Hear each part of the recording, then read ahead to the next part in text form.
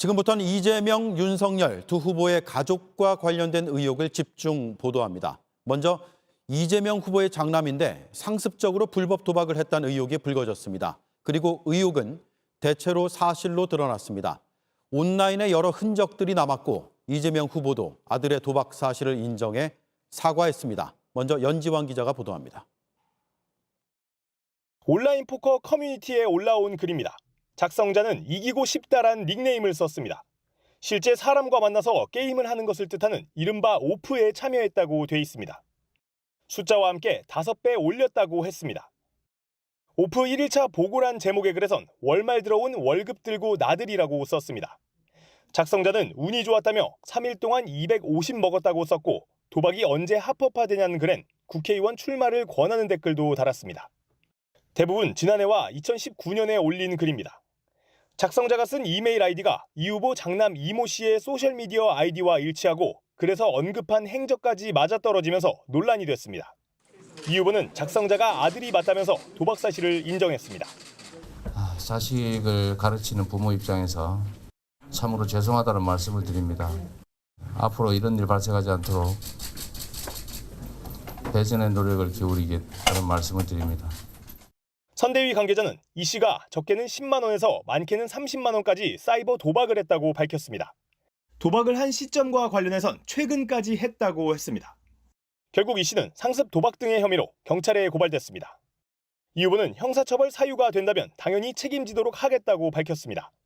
다만 대선 후보 가족에 대한 검증을 강조하면서 윤석열 국민의힘 후보의 부인 김건희 씨를 겨냥했습니다.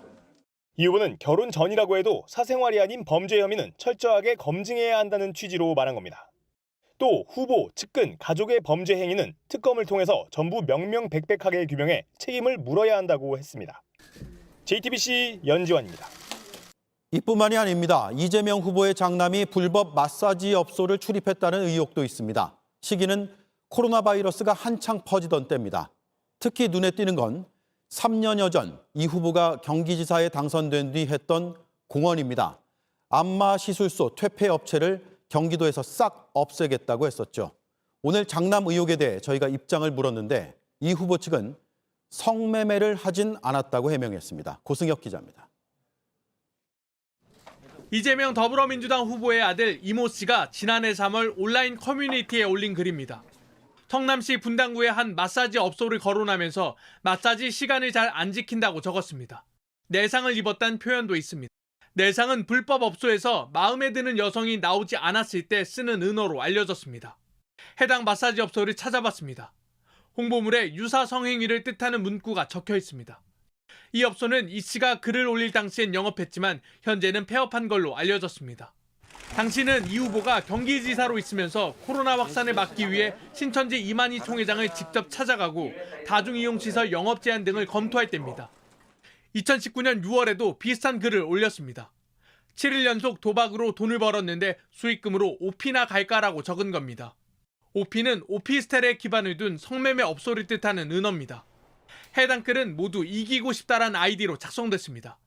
카드게임 사이트에 올린 아이디와 같습니다. 민주당 선대위 관계자는 마사지 업소와 관련한 글에 대해 이 후보 아들이 해당 글을 쓴 건 맞지만 성매매를 한 적은 없다고 밝혔습니다.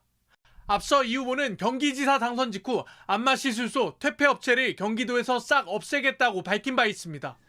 JTBC 고승혁입니다. 사실관계를 떠나 사과드린다. 김건희 씨가 어제 밝힌 입장입니다. 하지만 사실관계를 떠날 수는 없는 것이죠. 사과와 별개로 의혹이 팩트냐 아니냐가 후보자와 가족 검증의 본질이자 핵심이기 때문입니다. 재직 중이지 않았던 시기에 왜 경력증명서가 아닌 재직증명서를 뗐다는 것인지 등 여전히 풀리지 않는 의문들이 있습니다. 오늘 선대위에선 공식 사과 요구도 나왔는데 윤석열 후보는 사실관계 확인이 먼저라며 선을 그었습니다. 김소영 기자입니다. 김건희 씨가 2006년 수원여대에는 게임산업협회 재직증명서, 2005년은 2005 월로 잘못 썼고 현재 양식과 다른 1년 번호 뒤엔 2004년을 뜻하는 공사가 붙었습니다. 퇴직한 시점에 경력증명서가 아닌 재직증명서를 발급한 점도 미심쩍습니다. 윤석열 후보는 협회에서 발급받은 게 맞다고 재확인했습니다. 그 단체로부터 발급받은 것은 명확한 사실이고요. 기획팀 이사였다 하는데 그런 부서 지정 자체는 아예 없고요. 비상근의 명예직에 해당하는 것이고. 하지만 김 씨의 이력서엔 기획팀 이사직이 쓰여 있습니다. 선대위 안에서도 윤 후보가 사과해야 한다는 목소리가 나왔지만 이미 죄송한 마음을 표현했다는 게 윤 후보의 설명입니다.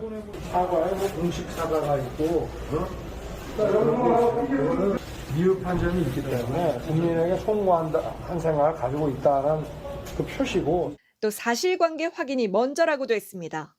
그 내용이 좀 더 정확하게 밝혀지면 저희가 제대로 된 또 사과를 하려고 해도 이러이러한 부분에 대해서 이런 점은 인정한다 하면서 사과를 드려야지. 선대위도 허위 경력 의혹에 대한 팩트체크가 먼저라며 이재명 후보 아들 문제에 대한 여론의 추이도 지켜보는 분위기입니다. 다만 김종인 총괄선대위원장은 공식 사과 필요성을 언급했습니다. 본인이 사과를 하겠다는 의사를 갖다 피력을 했기 때문에 후보 자신이 어느 시점에 정식으로 그 문제를 갖다 거론을 할 거라고 나는 믿어요. 이런 가운데 비정규 교수 노조는 시간 강사는 공개 채용하는 게 아니라는 윤 후보의 발언에 대해 공개 사과를 요구했습니다. JTBC 김소현입니다. 허위 경력 의혹은 또 있습니다. 김건희 씨는 2001년 한 대학교에 강사로 임용되면서 미술 공모전에서 우수상을 받았다고 이력서에 썼습니다. 저희가 당시 공모전의 심사 결과를 입수해서 확인해 봤습니다. 전체 수상자 227명 중에 김건희 또는 김명신이라는 이름은 보이지 않았습니다. 김필중 기자가 보도합니다. 김건희 씨가 2001년 한림성심대학교 강사에 지원하면서 제출한 이력서입니다. 수상 경력 부분에 1995년 5월 미술세계 대상전에 우수상으로 입상했다고 적혀 있습니다. JTBC 취재진이 입수한 당시 심사 결과입니다. 그런데 6명의 우수상 수상자 중에 김건희 씨 이름은 없습니다. 51명의 특선자나 169명의 입선자 명단 중에도 김건희 씨나 개명전 이름인 김명신 씨 이름은 없습니다. 김 씨는 해당 이력서를 제출하고 2001년 2월부터 2004년 2월까지 컴퓨터 응용과 강사로 근무했습니다. 1984년에 창간된 미술 전문 잡지가 주최하는 해당 공모전은 미술계에선 권위 있는 상으로 알려져 있습니다. 특히 김 씨가 수상했다고 적은 1995년 공모전 때는 1232점의 작품이 접수됐습니다. 이에 대해 윤석열 후보 측은 아직 사실관계를 확인하고 있다고만 밝혔습니다. 민주당은 공세 수위를 높였습니다. 10수년 동안 무려 12건이나 자신의 경력을 허위로 작성한 행위는 단순 실수도 아니고 관례도 아니며 명백한 범죄입니다. 민주당은 김건희 씨를 사문서 위조 등의 혐의로 고발하는 것을 검토하고 있습니다. JTBC 김필준입니다. 윤석열 후보가 김건희 씨의 허위 경력 의혹에 대해 사과했습니다. 이유 여하를 불문하고 논란을 일으킨 것이 자신이 말한 공정과 상식에 맞지 않다고 했습니다. 안주머니 속에 넣은 A4 용지 속 입장문을 읽어내려가는 방식이었고 기자들의 질문은 받지 않았습니다. 어떤 의혹을 인정하는지 또는 인정하지 않는지는 말하지 않았습니다. 김소영 기자입니다. 오늘 오후 국민의힘 당사 브리핑룸을 찾은 윤석열 후보, 부인 김건희 씨의 허위 경력 논란에 허리를 숙여 사과했습니다. 제 아내와 관련된 논란으로 국민 여러분께 심려를 끼쳐드려 죄송합니다. 아내의 경력 기재 가운데 어떤 것이 문제인지 구체적으로 밝히진 않고 논란이 된 것 그 자체가 문제라고만 했습니다. 이유 여하를 불문하고 경력 기재가 정확하지 않고 논란을 야기하게 된 것 그 자체만으로도 제가 강조해온 공정과 상식에 맞지 않는 것임을 A4 용지에 쓴 입장문을 읽었고 질문은 따로 받지 않았습니다. 어제만 해도 윤 후보는 사실관계 파악이 먼저라고 했습니다. 그 내용이 좀 더 정확하게 밝혀지면 이런 점은 인정한다 하면서 사과를 드려야지. 하지만 부인의 경력 논란으로 윤 후보의 지지율이 출렁이면서 당 내에서도 우려가 나왔습니다. 우리 쪽 악재가 한 하루 이틀 먼저 나왔기 때문에 먼저 선반영된 거고 당대표로서는 좀 환장하겠습니다. 선대위는 사실관계 확인이 쉽지 않다고 했습니다. 다 확인을 해서 한참 뒤에 사과의 말씀을 드리는 것은 국민 정서에 맞지 않다 이렇게 판단하셨기 때문에 민주당은 반성 없는 사과라며 깎아내렸습니다. 잘못을 인정하지 않은 채 여론과 당내 압력에 굴복해 한 사과였습니다. JTBC 김소현입니다. 네, 이재명, 윤석열 두 후보의 가족 의혹이 온라인에서는 어떤 여론의 흐름으로 나타나는지 살펴보겠습니다. 고승혁 기자가 빅데이터를 분석했습니다. 윤 후보의 부인 김건희 씨의 허위 경력 의혹이 불거진 지난 14일부터 이 후보의 장남의 도박 성매매 의혹이 보도된 어제까지 사흘간 트위터, 인스타그램, 뉴스, 블로그에 올라온 글 36만 건을 전수 분석했습니다. 먼저 이재명, 윤석열이란 이름과 연관돼 가장 많이 언급된 단어가 뭔지 분석해봤습니다. 가운데 보시면 아들과 김건희란 단어가 가장 큰 원을 이루고 있는데요. 이재명과 아들이란 단어는 3만 6천여 회, 윤석열과 김건희란 단어는 4만 3천여 회 함께 언급됐습니다. 최근 사흘간 이 후보는 아들 관련, 윤 후보는 부인 관련 이슈가 압도적으로 많이 언급된 걸로 나타난 겁니다. 네, 같은 기간 JTBC 디지털 뉴스에서 연재하고 있는 빅데이터 분석에서도 비슷한 결과가 나왔는데요. 특히 21개 온라인 커뮤니티에 있는 정치 관련 게시판 60여 개를 분석해봤더니 역시 윤 후보는 김건희, 이 후보는 아들이란 연관어가 가장 많이 언급된 걸로 나타났습니다.